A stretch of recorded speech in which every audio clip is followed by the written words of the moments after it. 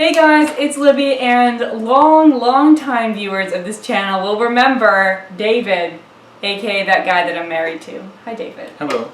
And today we're going to be doing a review of Boxers and Saints by Jean LUEN Yang. Now we did an interesting experiment with this. Oops, first we wrote the books, then we did an interesting experiment with these books.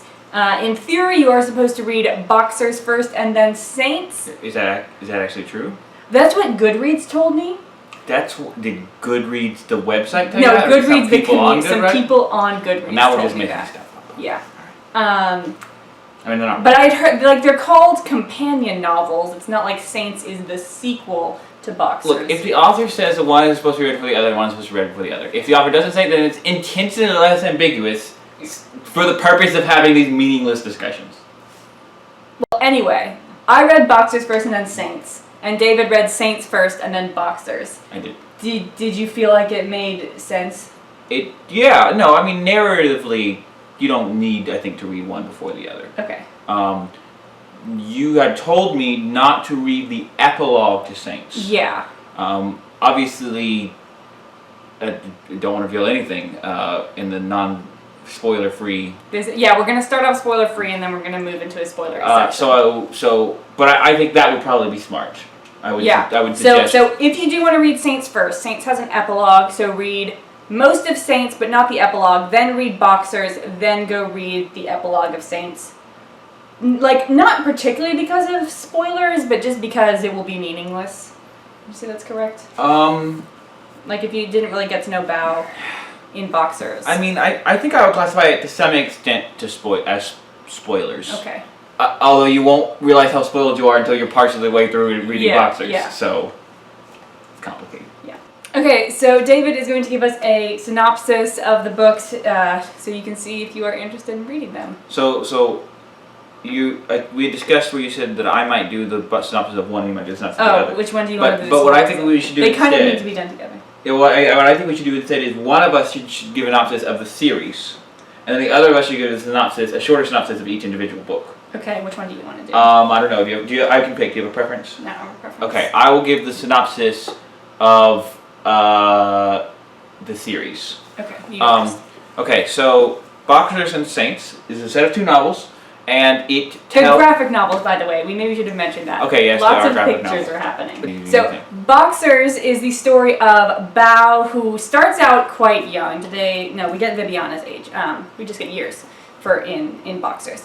But he's, I don't know, 12 when the story starts, and he lives in a rural village, and so he spends most of the year farming, and that's kind of dull. But every spring or summer, one of the two, the opera comes to town, and he really likes to watch the people portraying the gods and heroes of Chinese mythology.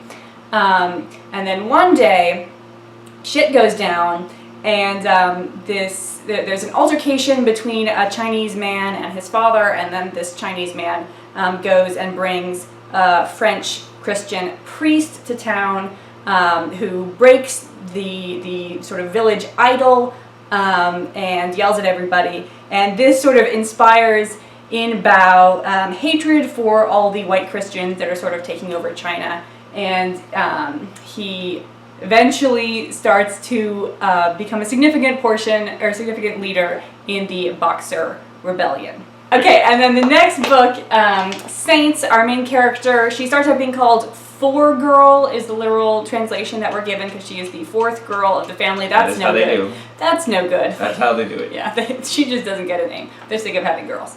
And she eventually is given the Christian name Viviana because since she doesn't like hanging out with her family so much, she starts to hang out more and more with this Chinese Christian family and eventually becomes a Christian herself.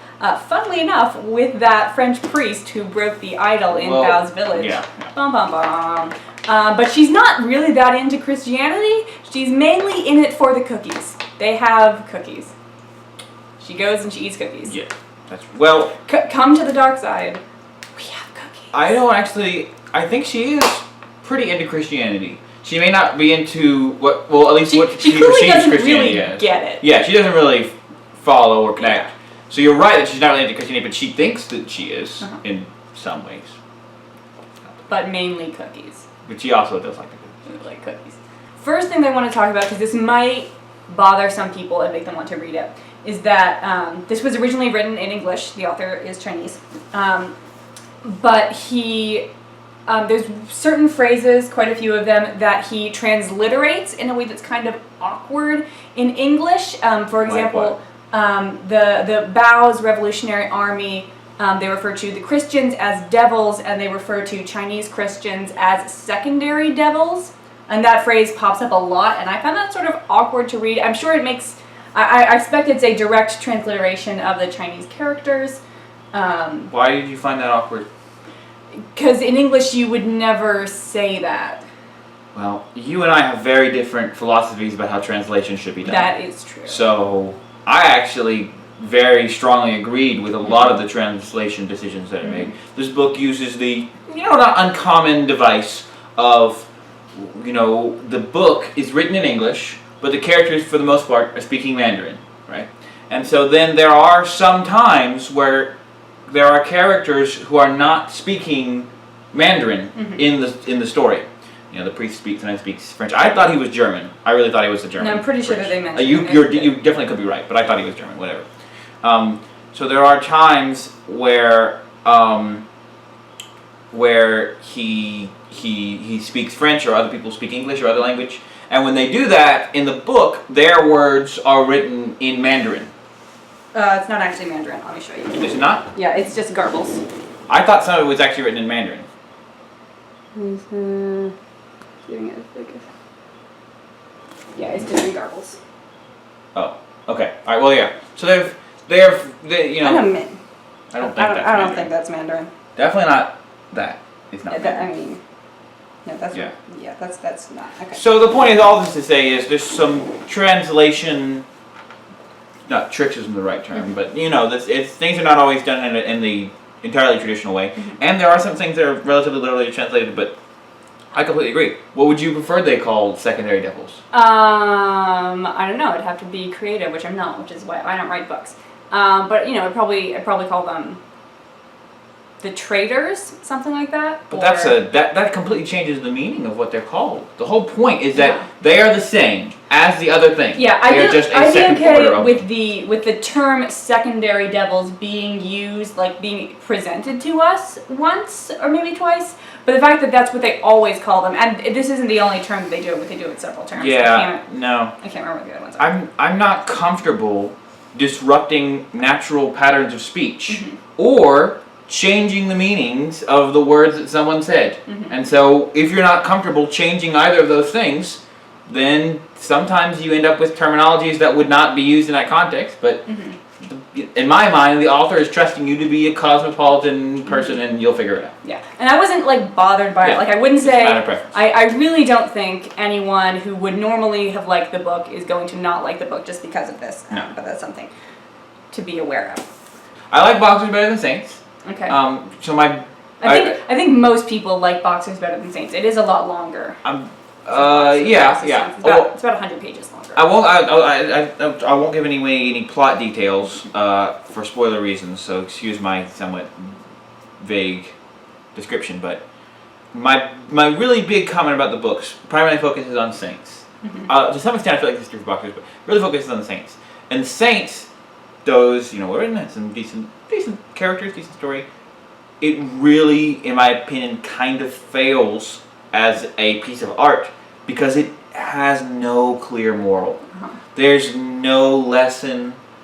There's no explanation. It's somewhat educational, I guess, because it's telling about historical events and giving you a perspective that you might not have been exposed to. But it really, you don't walk out of it gaining a deeper understanding of anything because it doesn't. It ultimately just says, yeah, that's what happened. It has no lesson, no moral. And part of this is because of the characters. I think Bao is a much more complex and compelling character than Viviana. Oh, I don't actually agree with that. I think I almost feel the opposite. I think Viviana is a more layered character. Bao is, in my, he's nothing wrong with Bao. He's fairly straightforward. But he's a pretty standard, not quite cliche, but he's your pretty standard, relatively sensitive guy who, through a series of unlikely, circumstances, ends up in this, position of influence and power, and he does his best, but he is somewhat overwhelmed by the situation. That's a pretty standard character. The Viviana character is not a standard character. She is different. Points for difference. Yeah. It's a character that was actually developed, and I worked on it, and someone had to think about how this character felt. It wasn't like, oh, I'll just make one of those characters. So I think the Viviana character was fine. I did not find her particularly charismatic, which is not her character trait. I didn't really find her that interesting. I got it. I got kind of the basis of the character, but I didn't actually want to know this person anymore, and I didn't really care what this person did. And she seemed to have rather random motivations. And I wonder if part of this is because you met Viviana first and I met Bao first. See, no, I didn't find motivations random. I would...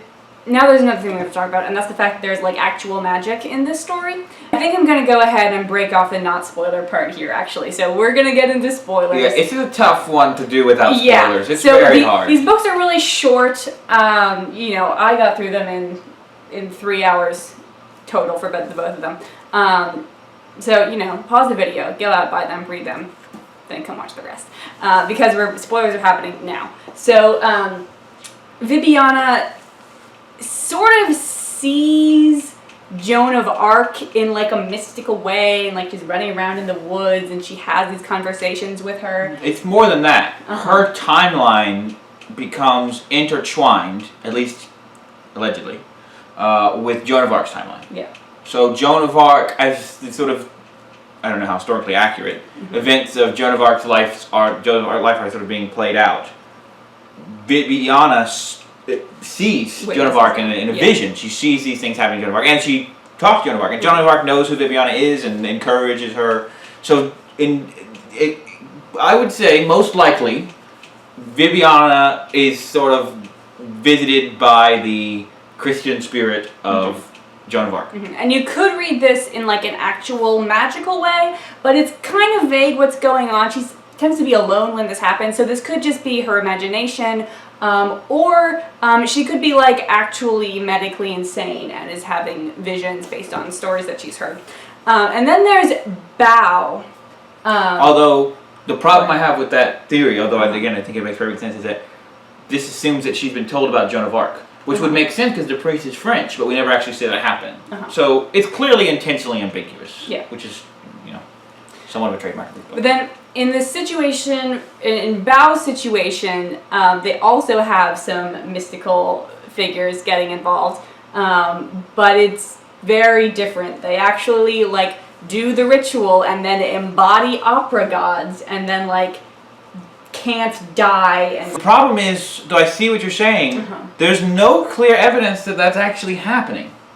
I think you are meant to believe that is actually You're right. happening. You are meant to believe that. I agree. Okay. But there's no clear evidence that it is. No. Because people get shot in their god form and they don't die. Okay, because at the beginning I was okay, maybe this is a metaphor. Maybe they're using the inspiration of the gods. I went around several different times. And also Bao's god, whose name is that guy. What's his name? I don't know. I don't remember. The first emperor of China. Talks to him in dreams and tells Bao information that he could not have otherwise gained. So I think he has to actually be real and actually be telling Bao. I guess. I mean, it's so complicated. I mean, in the book, if they really wanted to make clear that the gods were real and they were really happening, they could have. And they didn't. Okay, fine. But once you do that, the line between real, metaphor, and magical realism becomes very blurred. Or just straight up fantasy. Maybe Bao actually had a conversation about that and got this information totally from a separate source. But he in his mind he interprets it as the god. Maybe the book is just giving it to us in that form in a sort of a magical realist way. Who knows? There's not that much value in parsing it down because we don't have enough information to, in my opinion, clearly say yes, it's real, yes, it's fake. So would you say that's a problem for the books, the fact that there's ambiguous magic? I would say ambiguous magic is always less interesting than non-ambiguous magic, which is fine. And sometimes you're making a point about ambiguous magic, which you could say in some ways this book is. And, you know, the book is in large part, the books are in large part about, is religion really powerful? What type of power does religion hold over people? Including magical power. And it doesn't really answer that question. It's pretty intentionally avoids it, which is part of what the book is about. Okay, fine. So you can have a book where the magic isn't clear whether it's real or it's not. I mean, but then that will be a weak point. You need to have something else that will cover for the fact that that part is not as interesting. I mean, you know, again, my background is primarily in film, not in literature. So, for example, the natural example that I would bring up would be Pan's Labyrinth, right? Don't spoil Pan's Labyrinth. I will not spoil Pan's Labyrinth. But Pan's Labyrinth also involves... You guys should watch Pan's Labyrinth, though. Hey, you should watch. It's good. It's good. There is a part with eyeballs. It's not like the least freaky movie. I don't like of all time. I don't like it when things happen to eyeballs. But in Pan's Labyrinth, ambiguous magic is a big part of the story. And they're incorporated into it. Now, of course, this to some extent makes the magic less interesting, yes, but I think it's a very good movie on other accounts, and so it's fine. So is it a problem that the book has ambiguous magic? It's not a deal breaker, but, you know, what else do you have then? I found it problematic because this is clearly meant for Western audiences, and this is a part of history that a lot of Western people could probably say, oh yeah, that's a thing that happened, but don't really know anything about it. And so Jean Lin Yang is attempting to educate us Americans about the Boxer Rebellion to a certain extent. And when you include things that definitely didn't happen, that sort of harms the educational value of it. Because now, if there hadn't been the magical aspect, I would have pretty much assumed that things went down, not with these people, but things went down relatively in the way that they're described in the book. But now that there is magic in them, I'm like, so what was real? Yeah. Well, first of all, I mean, fundamentally, I agree with you. When you first told me about these books, you told me that they were graphic novels that were historical drama about the Boxer Rebellion. And I thought that sounded really interesting. Frankly, I think that would have been much more interesting than these books. I mean, the books are fine. They weren't terrible. But I would much rather read a really good historical drama about what happened during the Boxer Rebellion. That sounds really great. So, and I definitely agree with that point. To be fair, though, I think part of her goal was to... pretty sure it's a man. Is it? Okay. All right. Jean is spelled the man's way. Okay. Part of his goal was to... I don't know. I've read his other book. He was an established figure. Yeah. I read the other book, and it is semi-autobiographical. It's about a male. So, he also wrote American Born Chinese, if you're interested. That was kind of his big foray. Anyway, so he, to some extent, is educating people about the Boxer Rebellion. But, frankly, from the way he's written his book, it seems that he really just wanted to tell the story about these characters. And maybe he started doing that, but then later on he made up he came up with the story and the characters, and he really wanted to talk about that. So I agree with you. But I think to more fair to put it would be, this book is not really about the Boxer Rebellion. Yeah. If you want to go learn about the Boxer Rebellion and what happened and the issues and the character, don't really read this book. It's not. There are better things to get that knowledge from. It's not a terrible place to start, and if you want to have some exposure to it and you're also interested in the story, I think that's great. But it's not really a good. I mean, if you know nothing about it, it's better. It's definitely better than nothing. It gives you some solid back, and it's a decent. You know, the book is obviously very focused on this sort of clash of cultures, and it's a decent explanation of, at least on a very personal level, the nature of that clash of cultures. It's a pretty good, you will learn some stuff about Chinese religion. Yeah, and you will learn why is it that Chinese religion and Western religion, which nominally were supposed to kind of coexist, you know, that was part of this process. And the exact nature and rules of it all was not exactly clearly established, but people knew there were going to be these interactions, and I think most people thought that they would have gone down fine, and it turns out it didn't. And it's a decent explanation of why that happened, I think. But it doesn't really tell you anything about the Boxer Rebellion. The Boxer Rebellion, I mean, this particular group that Bao gets involved with is only one part of the Boxer Rebellion as well. This is just one facet of this social and cultural phenomenon. So it's just not a very good historical primer. But, okay, fine. You didn't set out to do that, or at least you didn't... Hopefully you didn't. You didn't stick with that. That's fine. But then the problem is, I don't really care about your characters, and your story has no moral. So it's not really a good historical account. The characters are interesting and are well formed, but not particularly interesting or charismatic, and the stories less so with Boxers, but very much so with Saints, leave me very unsatisfied. Very much like, well, okay, so a bunch of things just happened in this book. Guess I'll stop reading it now. So yeah, I think it would have been better if he had kind of either. I guess if I feel like it became this character drama, which is the style that I'm typically less interested in, and it didn't really hook with the characters. To some extent, I think the message of Saints, the most interesting interpretation I can find of Saints, is really that the story is not about 4-Girl, or Viviana, I suppose. She would like to be called Viviana. The story is not really about her. The story, in my mind, is actually about Joan of Arc. And the story, as I see it, is that Joan of Arc was sent to, or was connected with Viviana in order to rectify the situation.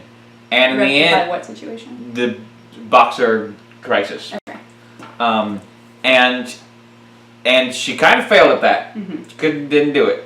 And so, in the end, the way I look at Saints is that, in the end, is sort of Jesus sort of appearing, and his sort of master plan is not really worked out the way he intended.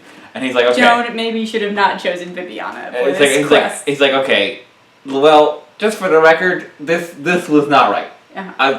All of this was wrong. So you're wrong. Nope. All right, didn't work. So that's kind of... That wasn't the vibe I got from Jesus. The vibe I got from Jesus was that Viviana didn't really get it. And he was like, no, okay, I was trying to explain this to everybody, and I couldn't do it.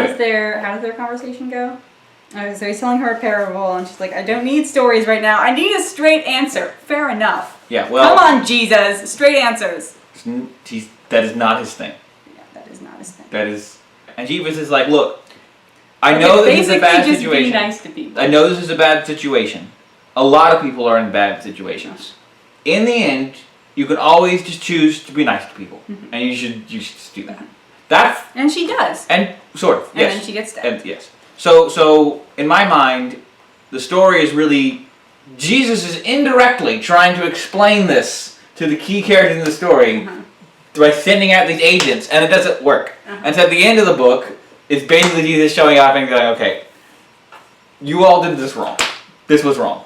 That's an interesting story to me. The story about Joan of Arc and Jesus and all that stuff, that's a very interesting story. And to some extent, I would say the Boxers story are interesting as well, because it's the most interesting parts of the book are, I guess, the interactions between Bao and this initial Emperor God.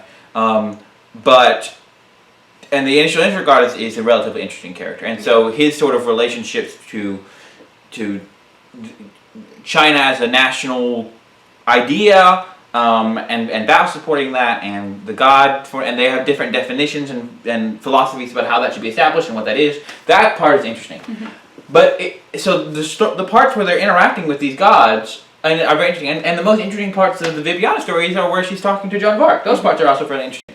But the problem that I have with this, and why I don't really consider this but so redeeming of a factor, is that they're really interesting because Gene did not make these characters. It's like, well, those really interesting historical and religious characters, I'll just put them in my book, and then when they go around, everyone will already get all the subtleties and nuances of what they're trying to say, and then it'll make it really interesting. And like, yeah, it does. Could you have just written a book about, I would have just written a book about them, that would have been fine. Or B, are you going to make any characters? Because the characters you made, I don't really care about. So I think if they, the book is intentionally ambiguous about whether it's historical drama or this sort of mythological epic, right? I think if they had just done the mythological side or the historical side, it could have been a really interesting book. And fusing them could have been a really interesting book. But the fusing, not that interesting. I didn't really care about how they fit together. I was really interested in both sides, though. I'm really would love to hear about the Boxer Rebellion, and I would have been happy to hear about an Iliad-style battle between the Chinese god and the Christian gods. Totally would have read that. That was not what these books were. Yeah.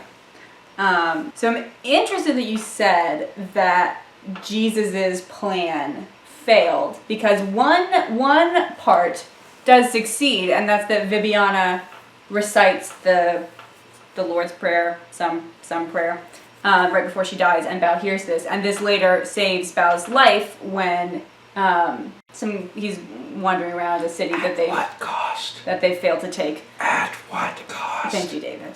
And then they're going to kill him, but he feebly tries to remember this prayer in a language that he doesn't speak. I think he's speaking Chinese when he's doing the Lord's Prayer. I could be wrong. I got the impression that since it was so hard for him, I think he just couldn't remember the Chinese words. Okay. That was how I interpreted it. Okay. It doesn't really matter. But he's trying to get through it, and these white guys, I'm pretty sure. Western soldiers. Yeah. Realize that he's Christian and realize that he's Christian. And end up not killing him, and this saves his life. So Jesus managed to save Bao. Good job, Jesus. But yeah, my point is everything up until when Jesus actually shows up. Jesus is like, okay, I cannot get this to work. Yeah. I cannot.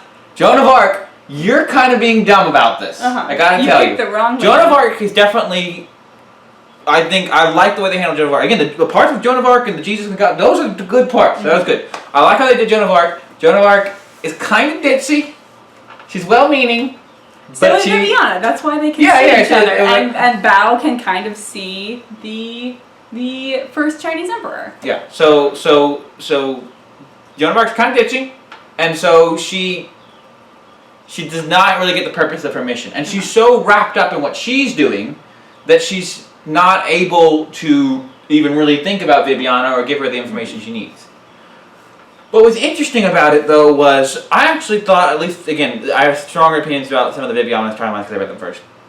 But I liked both timelines because, or both God's parts, mostly because up until the end for both, more true, I think, totally for the Boxers, they're actually pretty decent critiques, I feel like, of both the mythology and the ideology and the sort of intention, especially in that, as they probably would have delivered them at that time. So all of Viviana's interactions with Joan are Viviana's like, I'm in this really difficult situation in my life, both the political situation, and she has a very difficult interpersonal situation. She's like, I need help. I'm willing to make sacrifices, but I need direction. So help me figure out what I need to do, and then I'll do it.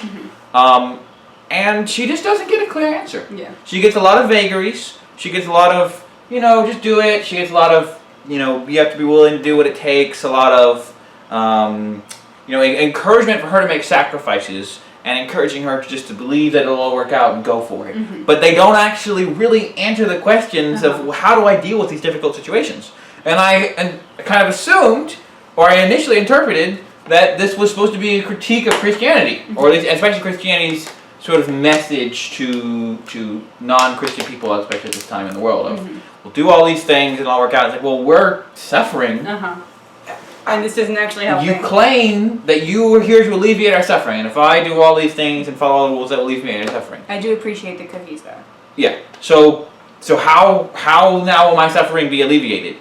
And that question is never really answered, which I kind of interpreted as that's the and at the same extent with the Chinese religion. The Chinese religion is always just the God is very much like just go kill all the white people, reclaim China. China's for the Chinese. We'll just go get them all out of here and then everything great. And then Bao's like, well, these Christians seem like pretty decent people. Some of them are Chinese. Yeah, I don't understand why we have to necessarily have this type of relationship with them. I feel like this could be worked out in a better way. And it's like, no, China is for the Chinese. Go China, forget everything else. Which again, I think is a pretty legitimate complaint about the Chinese religious ideology at the time, to some extent, still today. It's not the least nationalist, we'll say.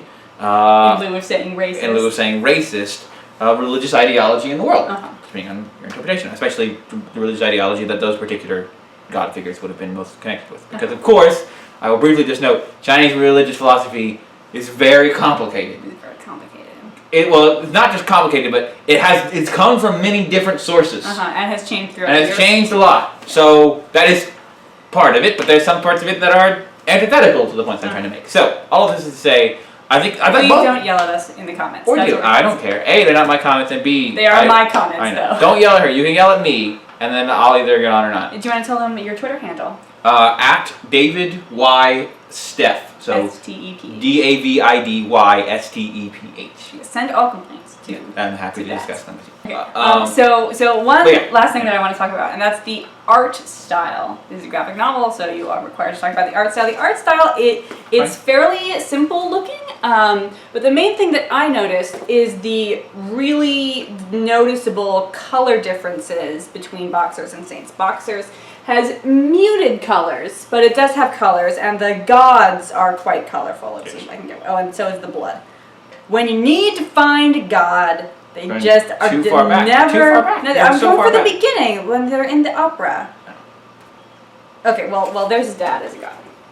So yeah, there's colors, and then Boxers is practically That's black and white. Sorry, Saints is practically black and white. Yeah. There's a faint bit of sepia. I mean, to some and then extent, Joan and Jesus. I think are there's in some gold. religious, some artistic justification, but I also think that clearly she wrote Saints afterwards, and she didn't want to do as much work into it, and they probably didn't have as much budget for it, and Well, I don't they were know. published together. They were. But they probably wrote Boxers, and they were going to write Saints. That's why it's shorter. They ran out of time. They ran out of money, and I don't know, but Gene may not color his own art. A lot of graphic artists don't, and so they may have just not really had money for a colorist. And they're like, okay, we have to do half price on the colorist guys, so can we just leave the panels? And he's like, yeah, we could do that. I don't think it's going to be fine. Can we just do like a good yellows on the Jesus and Joan of Arc? And they're like, yeah, I think we can find a guy to do that. No problem.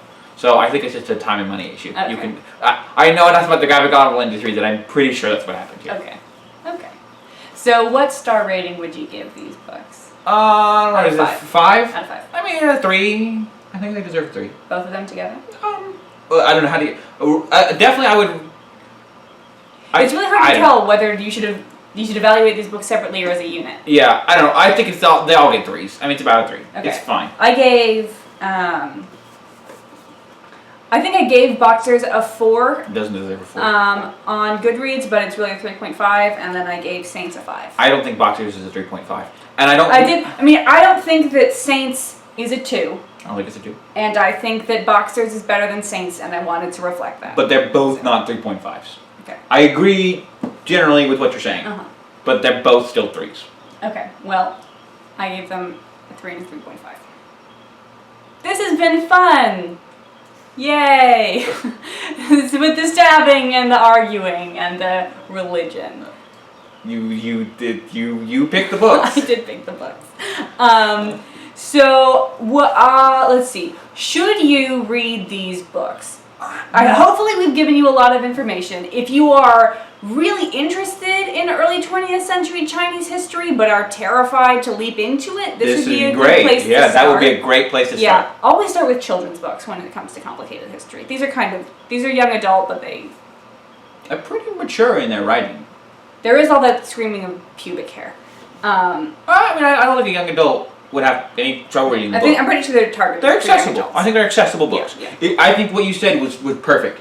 If you're interested in early Chinese history or Chinese religion or missionaries, missionary culture in around the world, but you're kind of nervous about taking that on and you kind of want a very gentle introduction to it, this would be great.